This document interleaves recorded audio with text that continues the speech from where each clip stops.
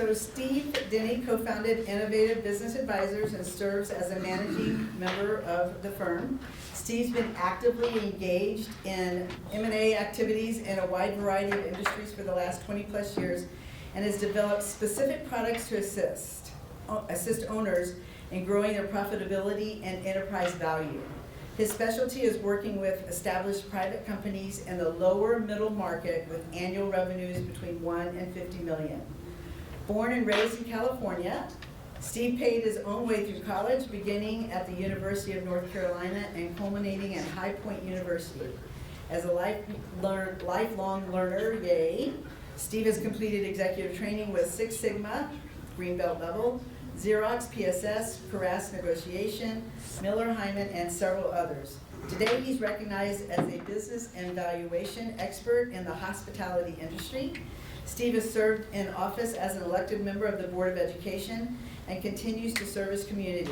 He's active in the local chamber, his church, and various civic organizations. Without further ado, Steve Denny. So, financial metrics for marketing ROI. So I'm the financial metrics guy, and I am not a marketing person. But I want to share with you, after having worked with literally thousands of businesses over the course of the last 20 plus years, there are some things that I see that are pretty impactful regarding marketing. And there are things that I see that are not impactful at all about marketing. And I want to share a couple of things for you as small business owners that you should really pay attention to and focus on in your business and make marketing really impactful for you. Okay? So, marketing metrics that actually matter and actually matter for your business, regardless of your position. If you're just starting out, or if you've been in business like I have for a lot of years, right? Metrics are the same. How many people in this room have social media accounts? Almost everybody. For your business, right? What do we focus on social media accounts? Likes, impressions, followers, right? What are these things? This is where the audience participates. Awesome, awesome. Thank you. One thing I will profess to you, though, is none of these metrics really influence your business. Okay? What do marketers call these metrics? Engagement. I'm sorry? Engagement. Engagement. That is a word that they use, right? But Vanity metrics. there we go. Who said vanity? Vanity metrics, right? Our own Karen Fox, the influencer extraordinaire. These are vanity metrics. Most people and most business owners get caught up in this, and I am guilty of this. I'm a reformed vanity metric, right? These things really will not influence your bottom line. I'm going to talk to you a little bit about things that will influence the bottom line of your business. And those are these things. You want to focus on leads, you want to focus on customers, and what do customers ultimately produce for you? Profits, right? If you do this thing right, you produce profits. All of these things have a number that is tied to a real decision and has a real impact on your business, which means real money in your company. Make sense? Yes. Okay, so if you came in here constantly thinking about the vanity metrics, I want you to invite you to adjust your mindset a little bit and think a little differently. With me? Mm-hmm. All right. Vanity metrics are a little bit about traffic. And I was also guilty of measuring traffic, right? Traffic is an indicator, but it is not something that ultimately leads to profits, right? Correct. So what I'm encouraging you to do is look at traffic in 3 different ways. First off, how many visits do you get to all of your websites and social media accounts, right? If you have a retail location, you always hear the ding when you walk into a retail store. What are they doing? County. You're counting. Yeah. Yeah. So always be aware of traffic. Look at all your different sources as well. Where are the sources that are being meaningful for you? And I just put some of the main ones here. Search sources. Google will give this to you. They'll keep track of all this for you. Literally in 1 minute, you can click on your Google account and see exactly what's going on. If you do paid ads, they will do a great job of sending you reports about their effectiveness as well. Social media, very easy as well, to click on your social media accounts and see where that's at. And then referrals are somewhat difficult to track unless you have a system. How many of you have a system for tracking referrals? You probably teach it. I do. Awesome. Awesome. The key thing here is watch the trends, okay? Traffic will trend up and down, and traffic trends can be a leading indicator for you. They can give you some hints about what's to come. All right? But remember, no visitors, no leads, no sales. Right? So traffic is really just an awareness for you. I want to talk to you about metrics, though, that really matter.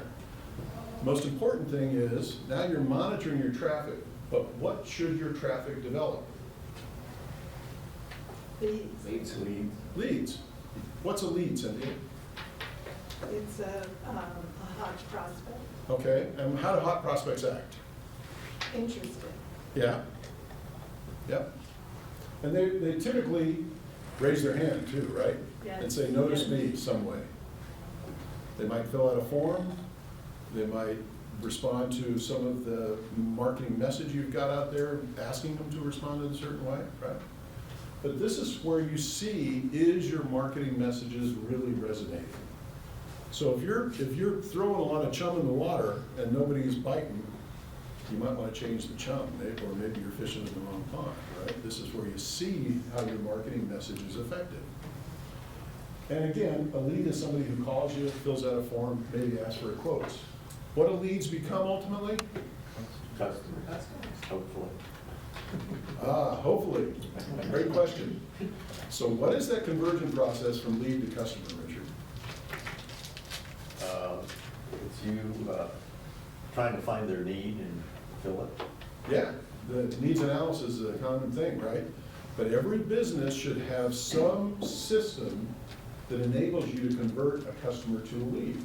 So if the customer calls you, if a lead calls you and you begin to have that conversation, do you have a script in your head that you run through with every new customer that calls you? Potential customer? Yeah, that's good. That's your system, right?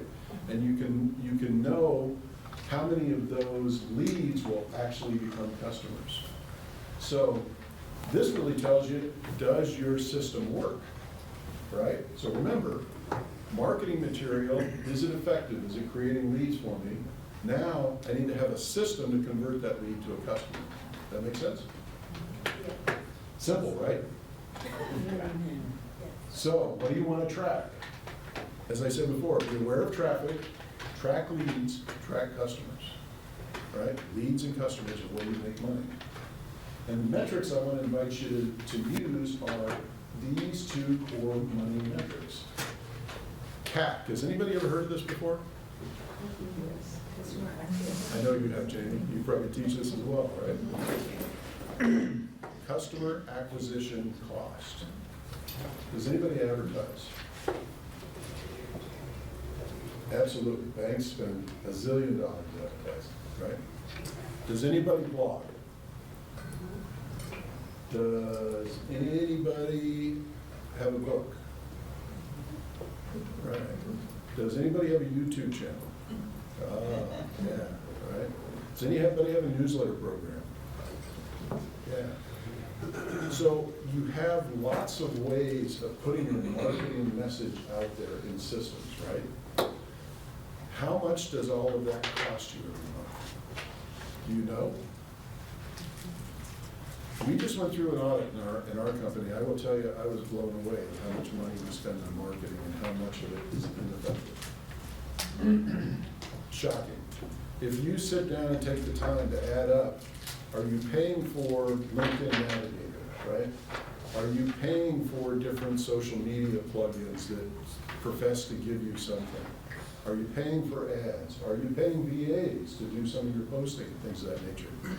You look through the body of your P&L and you figure out all of these things that you're spending money to do to generate leads, add all that up together, that's your customer acquisition cost. Okay?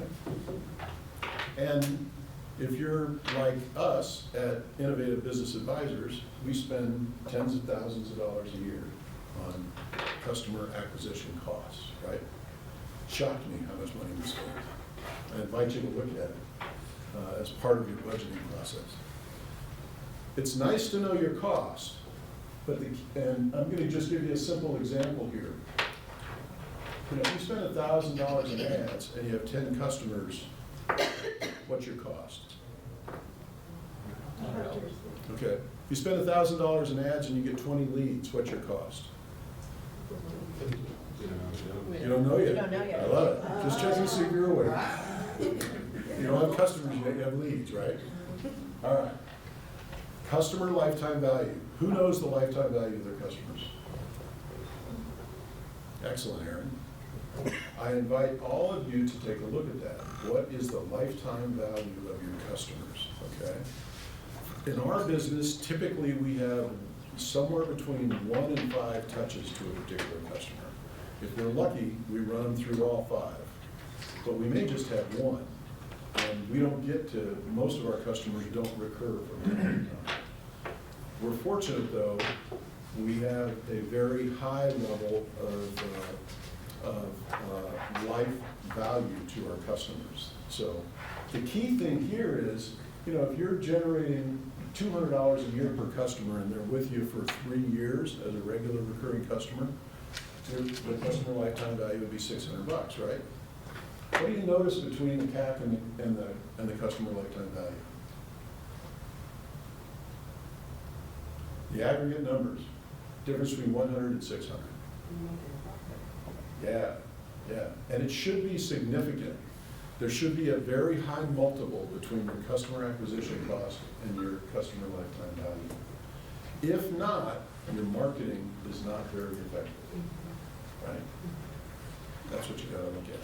You may be spending way too much money to get virtually no customers out of the end. So, I'm going to just touch on engagement. Once you get a lead, Richard talked to us a little bit about engagement. I will tell you, if you're not on Richard's email list, you should get on Richard's email list because he will teach you how to write effective emails.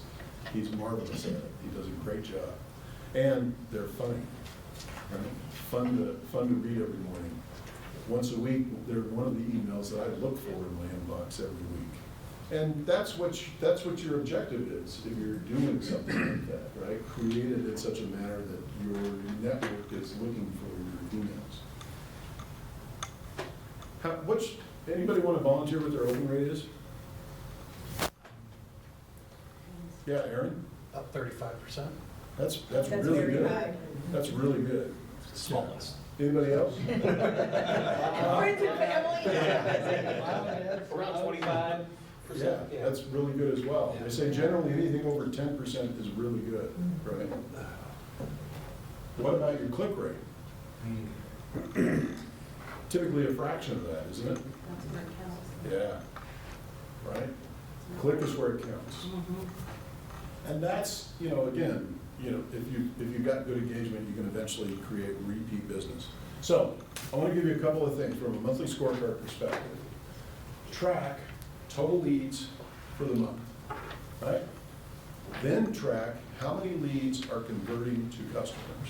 And then finally, total up what your customer acquisition cost is. And always make sure that that is a high multiple to your customer lifetime value, right? Make sure you're getting good return on investment. Does that make sense? I'm going to share these with you guys. I'm going to give you a little self-assessment. And Matt, if you'll start this on that side of the room. Invite you to take them home. I'm encouraging you to track these once a month.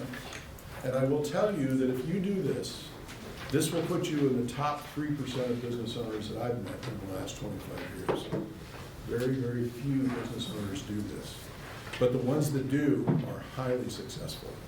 So if you want to put the odds in your favor, 3 little things to pay attention to every month.